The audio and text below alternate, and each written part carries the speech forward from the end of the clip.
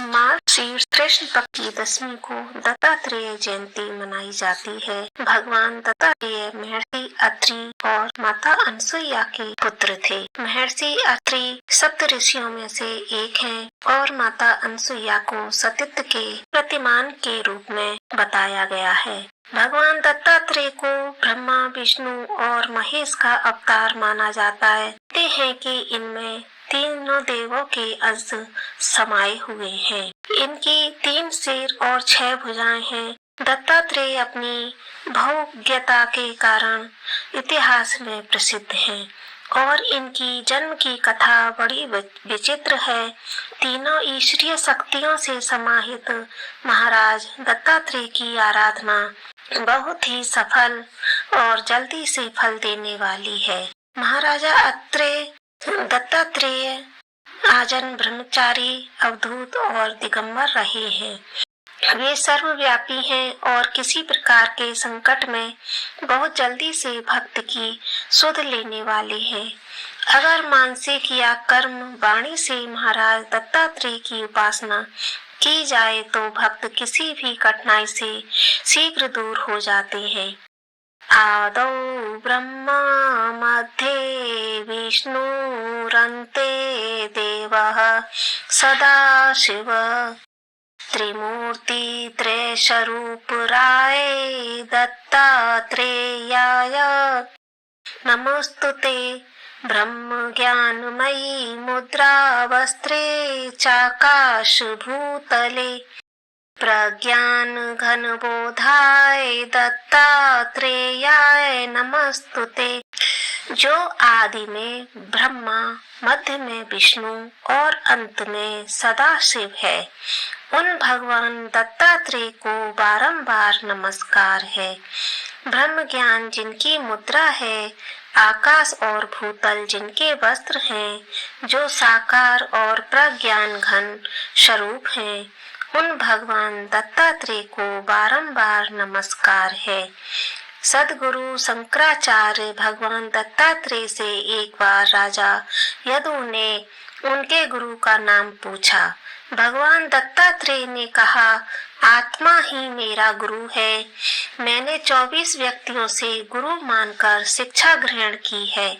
उन्होंने कहा, मेरे 24 गुरुओं के नाम इस प्रकार हैं: पृथ्वी, जल, वायु, अग्नि, आकाश, सूर्य, चंद्रमा, समुद्र, अजगर, कपोत, पतंगा, मछली, हिरण, हाथी, मधुमक्खी, शहद निकालने वाला, कुरर पक्षी, कुमारी कन्या, सर्प, बालक, पिंगला, वैश्या, बाण बनाने वाला, मकड़ी, भृंगी कीट।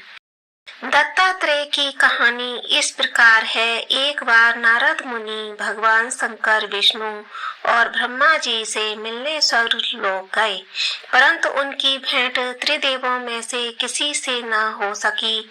उनकी भेंट त्रिदेवों की पत्नियों पार्वती, लक्ष्मी और सरस्वती से हो गई। नारद जी ने तीनों का घमंड तोड़ने के लिए कहा, मैं विश्व भर का भ्रमण करता रहता हूँ, परंतु अत्रि ऋषि की पत्नी अनसुईया के समान पतिव्रत, धर्म पत्नी, शील और सद्गुण संपन्न स्त्री मैंने नहीं देखी। आप तीनों देवियां भी पतिव्रत धर्म पालन में उनसे पीछे हैं। यह सुनकर उनके अहम को बड़ी ठेस लगी, क्योंकि वे समझती थीं कि हमारे समान पतिव्रता स्त्री संसार में नहीं है। नारद जी के चले जाने के बाद तीनों देवियों ने अपने अपने देवों से सती अनसुईया का पतिव्रत धर्म नष्ट करने का आग्रह किया। संयोगवश त्रिदेव एक ही समय अत्रि मुनि के आश्रम पर पहुँचे। तीनों देवों का एक ही उद्देश्य था, अनसुईया का पति धर्म नष्ट करना। तीनों ने मिलकर योजना बना डाली। तीनों देवों ने ऋषियों का वेश धारण कर अनसुईया से भिक्षा मांगी।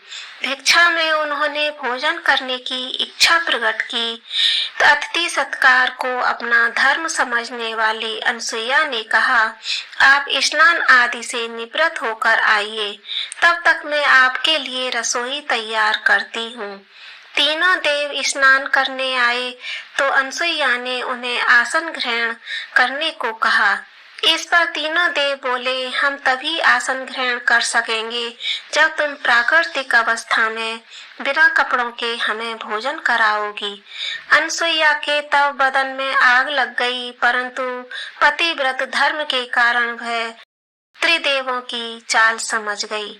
अनसुईया ने अत्रि ऋषि के चरणोदक को त्रिदेवों के ऊपर छिड़क दिया और कहा कि यदि मेरे पतिव्रत धर्म पवित्र है तो ये तीनों छोटे बालकों के रूप में बदल जाएं। तब तीनों देवों की शर्त के मुताबिक अनसुईया ने भोजन कराया और पालने पर अलग अलग उन्हें सुलाने लगी। काफी समय बीत जाने पर भी जब त्रिदेव नहीं लौटे तो त्रिदेवियों को चिंता होने लगी। त्रिदेवियां तीनों देवों को खोजती हुई अत्रि ऋषि के आश्रम में पहुंची और सती अनसुईया से त्रिदेवों के बारे में जानकारी करने लगी। अनसुईया ने पालनों की ओर इंगित करके कहा, तुम्हारे देव पालने में आराम कर रहे हैं। अपने अपने देव का पहचान लो, परंतु तीनों के चेहरे एक से होने के कारण वे न पहचान सकी। लक्ष्मी जी ने बहुत चालाकी से विष्णु को पालने से उठाया तो वे शंकर निकले। उस पर उनको बड़ा उपवास सहना पड़ा। तीनों देवियों के अनुनय विनय करने पर अनसुईया ने कहा कि इन तीनों ने मेरा दूध पिया है, इसलिए इन्हें किसी न किसी रूप में मेरे पास रहना होगा। इस पर त्रिदेवों के अंश के एक विशिष्ट बालक का जन्म हुआ, जिसके 3 सिर और 6 भुजाएं थीं। यही बालक बड़ा होकर दत्तात्रेय ऋषि कहलाए। अनसुईया ने पुनः पति चरणोदक से तीनों देवों को पहले जैसा कर दिया। बोलो दत्तात्रेय भगवान की जय।